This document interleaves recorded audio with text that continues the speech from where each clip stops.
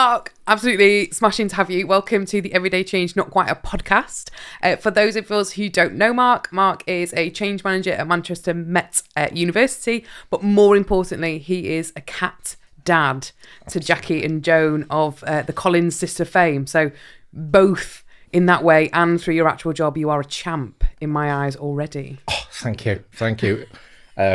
Yes, the Jackie and Jones, they were absolute divas the first time we got them. The names just fell automatically in place. That's what we like. Cats in charge. This is probably a terrible joke in there, but I'm not going to go down that route. So Mark is here to talk with us and with you around what we think is the biggest obsession within change management and change leadership, in terms of it dominates conversations in our organisations, conversations within our specialism, all the time in bloody LinkedIn land.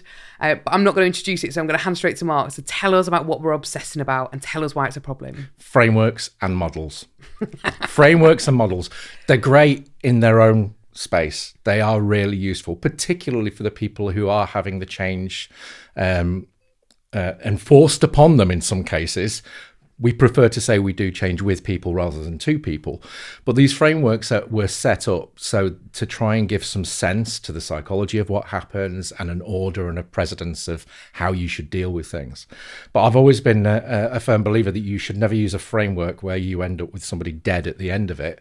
Thank you very much, Kubler-Ross. And adapting something that was used for something else into a change model sometimes brings its own problems. I've always been a very firm believer that these are tools in a toolbox and that you use the right tool at the right time. Don't be dogmatic. Don't follow the structure if it doesn't fit with what you're trying to do. And, you know, obviously I agree with you. Like that's an easy win for me. But I think there are some challenges because obviously frameworks and models give comfort. You know, if you stand in front of a room full of people saying, I'm going to do this something that's super complicated. Here are 8 steps. Here's a curve. Here's 9 phases. Everyone all of a sudden goes, oh yeah, we can do that. That feels okay. That feels manageable. So we launch ourselves into frameworks. We spend loads of cash on certificates and capability.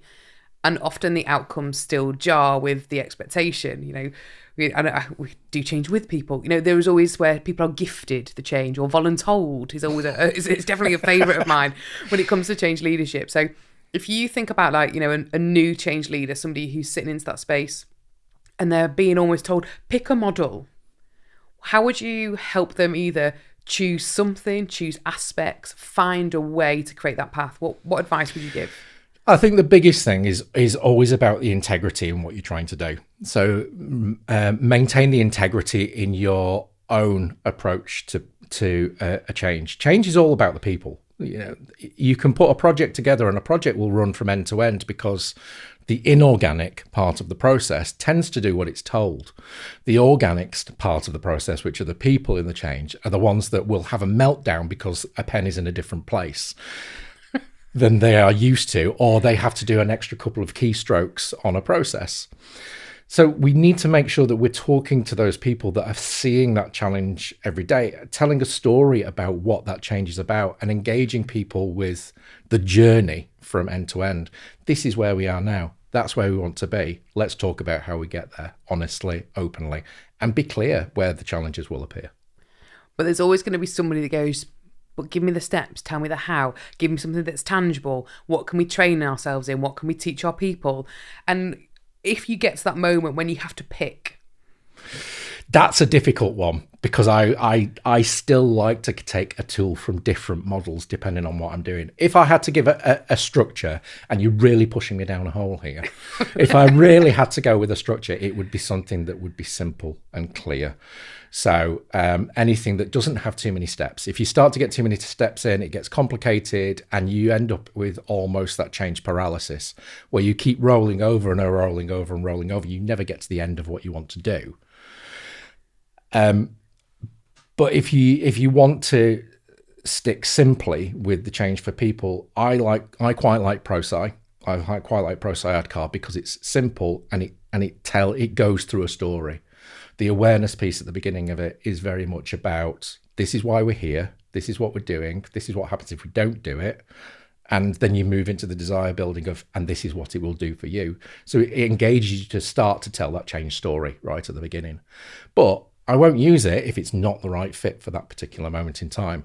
And sometimes if it's a smaller change but has an impact, just being honest with people right at the beginning of, this is why we're doing it.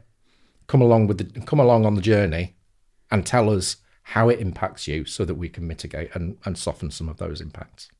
And dear listeners, this podcast is not sponsored by ProSci, but if you are listening and you want to bung us 20 quid, we're happy to take it from you. So like, obviously like Everyday Change is a bougie niche consultancy, and we advocate, away from frameworks, away from structure.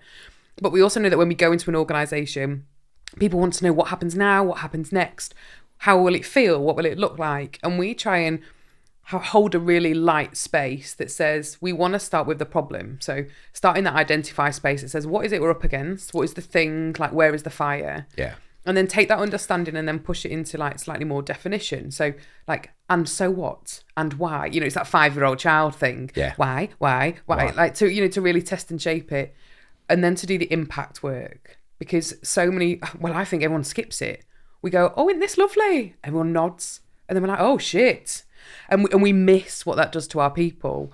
And I think having those impact conversations is massively, painful, part one, but also super productive. So from your experience, both in your world, like at Man Met, but also like out into real life, how would you have those conversations around impact? How would you get people to understand what that difference is, maybe what they can do in that space, or the questions maybe that they need to ask? Yeah, it's about understanding their needs as well and what it will do for them. And sometimes you do get into a situation where a change wouldn't necessarily have a definitive benefit for that end user that they would see. And that becomes quite a challenging conversation sometimes, to try and get people on board with something that they cannot really see a benefit from. But having those open conversations and retaining that integrity, sometimes you actually have to be that critical friend and turn around to the people who are driving that change and say, do you understand exactly what impact this is going to have? Do you understand how that is going to affect all the people you are expecting to be on board and push this change through for you? Because it's not about, here is what we're doing and this is why we're doing it. These people have to be on board with that to make that work, because your biggest sabotage will be the person who doesn't want to do it and is absolutely adamant that they will do everything to stop it. Yeah, and there's also sort of the counterbalance to that. So we know where the impact is, but then we often skip where the impact isn't. So we don't then say to colleagues, like, it's not about you. You don't have to worry about it, go home. Yeah. Like, we just keep coming, stay with us. And we keep pushing the comms, but we don't say... Yeah, but you've mentioned this before on some of your LinkedIn posts, which is about that engagement comms isn't in isolation. Your everyday comms, the stuff that happens normally, has to happen alongside of that. And some of that normal comms is, this is happening over there. It doesn't matter. It's not going to have a big impact on you. That's happening over there. And for the people over there, this is happening to you, but everything else in the background is still running as the same as normal. Still real. It's building that confidence in the fact that actually this change in itself is going to be positive, or is going to have an output that further down the line we will see the benefits for. But everything else here is still absolutely fine and stable. The worst thing you can do is not talk, because as soon as you not talk, the rumor mill starts. Yeah. And the lies and the rumors can get around the world before the truth has its boots on. Yeah, just create a mess. And thank you for that wonderful plug to my very top-notch, high-quality LinkedIn content, which I'm sure everyone will now be rushing out to buy in their nearest bookshop. And what is the one bit of advice that you would give to either a new change manager, a new leader, a new line manager, somebody who is stepping into a change space and they have to get into it? Like, what is the one thing that you would say to them? Make your connections, build your network, understand your people, get close to where the change is happening and understand how that looks to your end user. Honesty, integrity. Tell people what you can tell them. If you can't tell them you can't tell them anything at the moment, but as soon as you can, you will. And build that relationship with people. That relationship engenders trust. Once that trust is built, it becomes easier to deliver some of the more complicated messages. Amazing. Thank you, Mark. Thank you for being on Not Quite a Podcast. Wonderful to have you, and we will see you soon.